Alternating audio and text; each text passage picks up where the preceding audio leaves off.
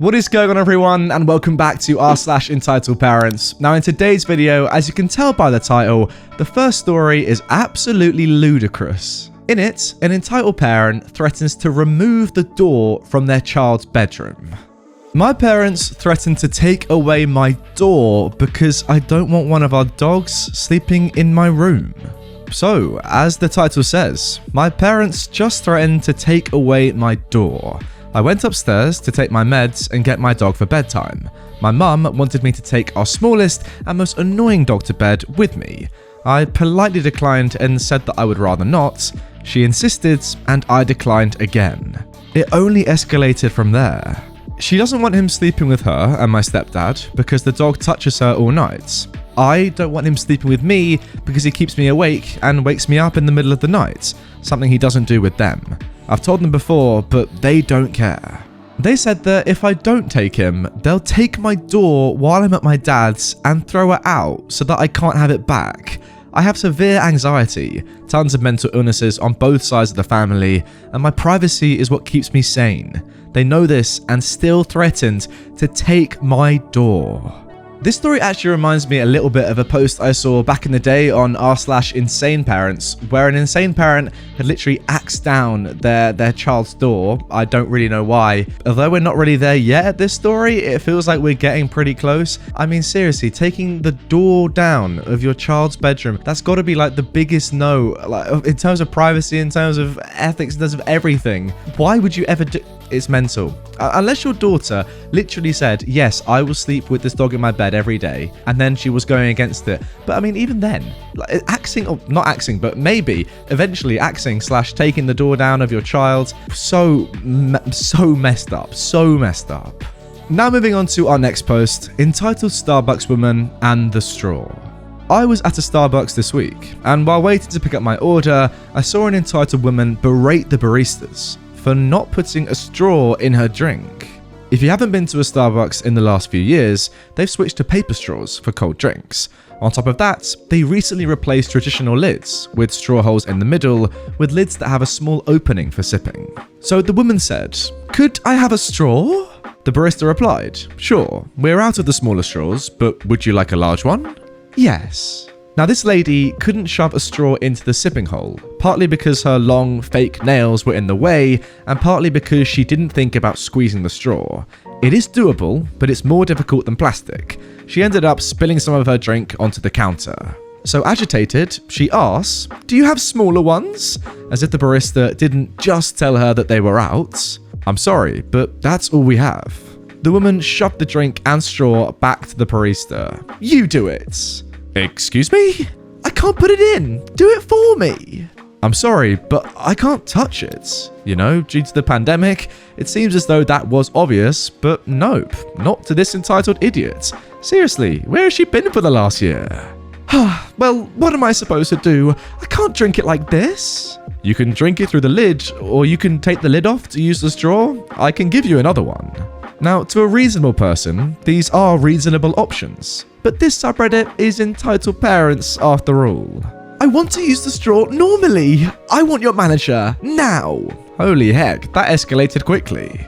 I missed the bulk of her conversation with the manager, who offered the same options and also offered to remake the woman's drink. I'm not entirely sure how that would solve her straw problem, but whatever. Fortunately, she, the manager, was adamant that they could not and would not handle her drink or her straw.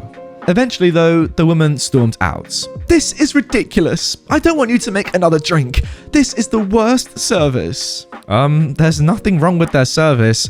Your attitude, on the other hand, was the worst. The stupid entitled woman ended up leaving her full drink on top of the trash can outside, all because she didn't want to or know how to drink without a straw. On the plus side, at least she wasted her money. Yeah, another very strange story there, not gonna lie. I mean, personally, I do enjoy drinking out of straw. I mean, this is what I drink out of, like, most days, if you wanted to know. But say the straw wasn't working, for example, on this bottle. Well, what I would do is this. A pretty incredible scene. I mean, did you know that was possible to drink without a straw? I didn't until I read this story and OP said you can drink without a straw. Amazing scenes. I don't get it. Why could you not just take the lid off and drink it? I just don't get it.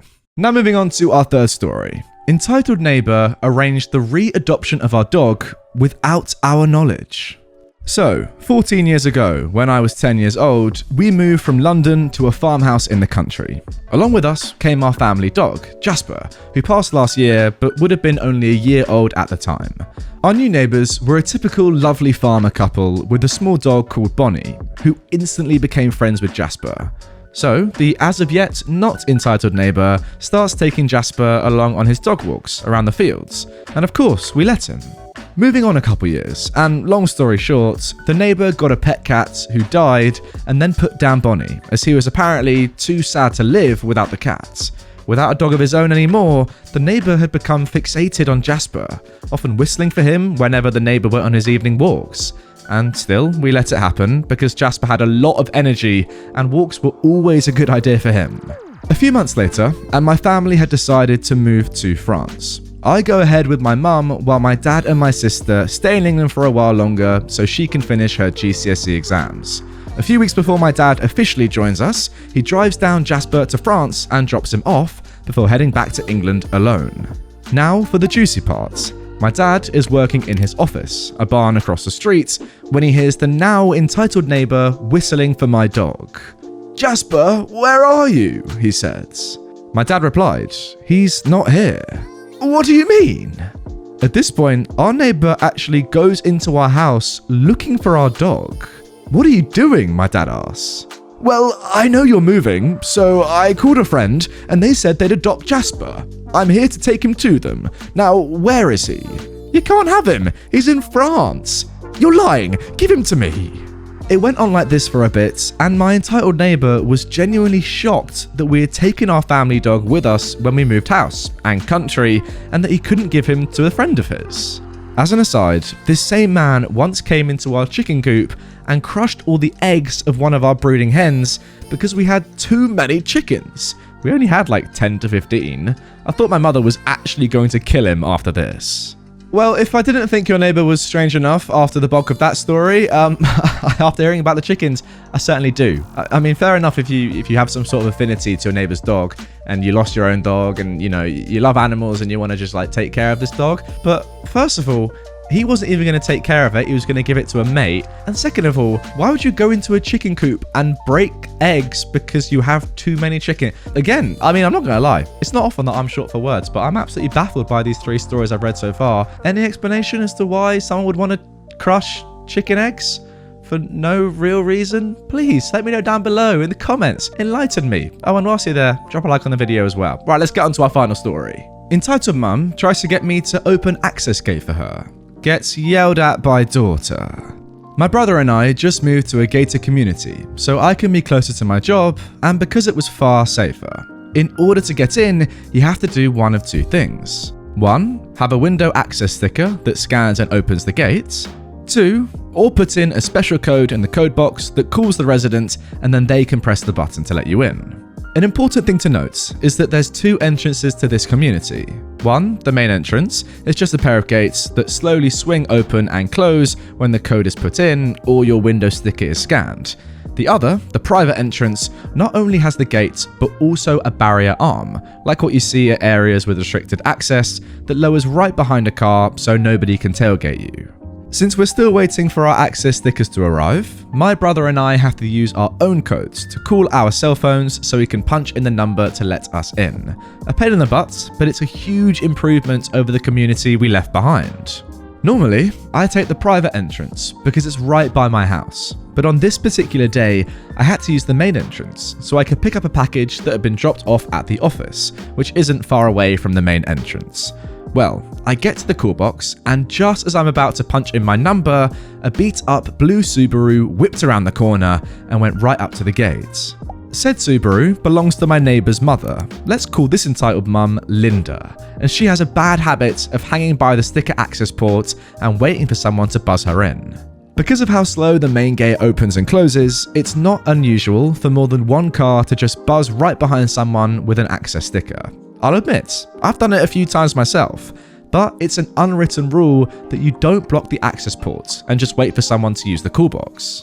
Anyway, Linda has never liked my brother and me for whatever reason, and I know she's waiting for me to call and let her in. So I decided to have some fun at her expense. I noticed I was a little too far away to safely reach the call box, so I backed up, nobody was behind me, and pulled closer to the box so I could reach it without having to open my car door. Then, instead of punching in my own code, I looked up my name alphabetically, taking my sweet time pressing the scrolling button. My last name begins with an A, so for extra funsies, I pressed the Z button and took my time scrolling up. Meanwhile, I'm watching for other cars who might be turning in so I could punch in the code and let them in. Yeah, it would mean letting Linda in, but I'm not going to ruin a whole bunch of other people's days because I wanted a little petty revenge, am I? But thankfully, no cars came in, which is good, because Linda begins honking her horn and gesturing angrily at me through her window. I was just about at my name when she leaned out her window and screamed, "Gringa estúpida, open the gate now!" Now, I may not know a lot of Spanish, but hearing her call me that made me stop all thoughts of petty revenge. "I'm sorry, I'm at the wrong place," I shouted. I put the car in drive, did a hairpin turn that would have made a NASCAR driver drool, and peeled out of there to the private entrance. Now, I thought that would be the end of my encounter with Linda. Oh boy, was I wrong. I get in through the private entrance, pick up my package, and 10 minutes later, I'm pulled into my driveway, when Victoria, my neighbour, and the entitled mum's daughter, comes out to get her mail. We greet each other and chat for a few minutes about our days. I didn't tell her about her mother, not wanting to sour her mood, as she's aware of her mother's behaviour and is just as irritated as everyone else who's had to put up with Linda. Well, wouldn't you know it, here comes Linda's Subaru. Linda pulls in and gets out. She sees me and points to me. "Thanks to you, I'm late for dinner with my daughter and grandchildren." Victoria looks at me, confused. I shrug my shoulders, not in the mood to fight, and said, "I was going to let you in until you called me a gringa estúpida." Victoria flipped out. She ran up to her mother, who was a lot smaller than her, and starts screaming at her in Spanish. I can tell that whatever Victoria said was bad, because right away, Linda was looking like a beaten down dog, embarrassed out of her wits. Eventually, Victoria yelled at her mother, pointing at the exit, and I heard, "Sal de aquí," which means get out of here. Linda got in her car and drove off. Victoria apologized to me profusely. I told her it wasn't her fault and thanked her for standing up for me.